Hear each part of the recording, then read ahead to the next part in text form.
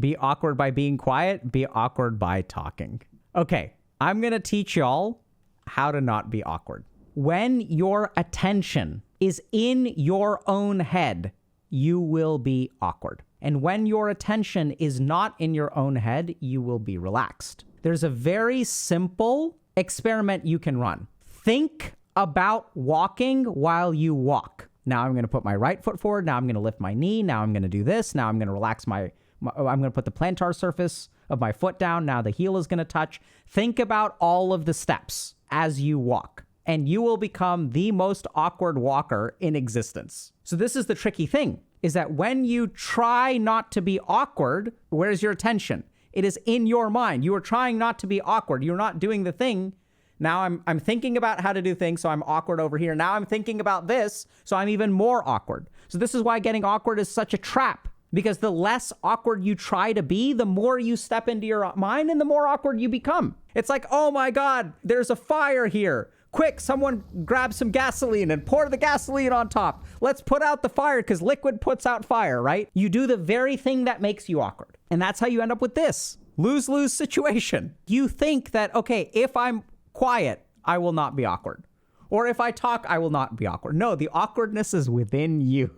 So no matter what you do, you will be awkward. But this is the really cool thing.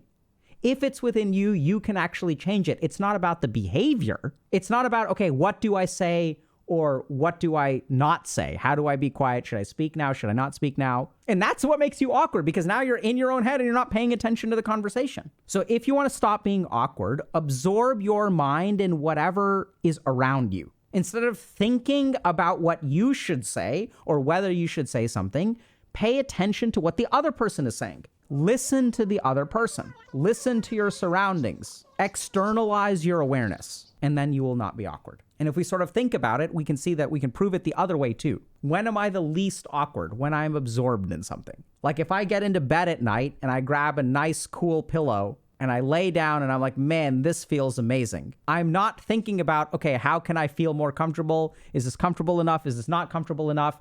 If my attention is on the pillow and on the bed, I will feel relaxed and it'll feel good. And this is why people stay so awkward, is because everyone is like, what do I do? It is not about doing. It is about where your attention is. And so people go looking for solutions.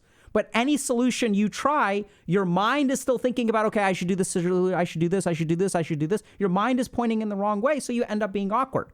And then what happens is we end up feeling hopeless, because I tried this and I tried this and I tried this and I watched this video and I paid for this course and this pickup artist told me to do this. But the whole time, all that crap doesn't work because your mind is still focused here. And even for the stuff that does work, what do they successfully help you do? Externalize your mind. Focus externally. That's all it takes. Still got no social skills, even when I don't think about myself. I mean, I'm sure that's true to a certain extent. I mean, I think you've got some social skills. Y'all are doing great over here. And then if you guys want more practical advice, so if you're paying attention to a conversation and you're trying to figure out, how do I jump in? Body language is really good. So I'll show y'all. This feels fucking awkward until you practice it, but you can just go like this. Yo. You can hold up a hand. It works really well. The other thing you can say is, hey, can I jump in for a second? This reminds me of ...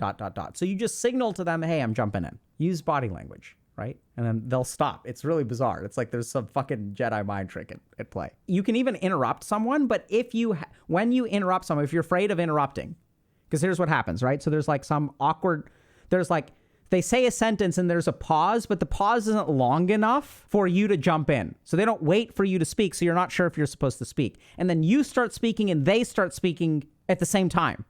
And then you're like, well, fuck. Like, what do I say? So here's the thing. You want to ride over them, but you want to ride over them with a acknowledgement. So if you and someone else are speaking at the same time, what you should say is, hey, I'd love to share something with you. And if you start saying that and they start speaking, you just plow through, because then you're kind of signaling to them, hey, like I'm speaking here. And it sort of makes it okay to like get them, like if they stop talking, right? Because you don't want to ride over someone with your story. You just want to acknowledge it. Does that kind of make sense? Or like you kind of want to plow through, right? But since you're plowing through and you're acknowledging that you're plowing through, it makes it okay. And that's also where like you can say like, oh, wow, like that reminds me of a story. And then if someone else starts speaking, you can say like, you can either gesture to them, right? Like, do you want to go first? And they'll gesture to you. So like use gestures like hand signals. This is like the martial arts of the HG way, is like the interruption. This is the block. And this is the giving. The block and the giving. And then and then you can also go like this if you're like really upset with them.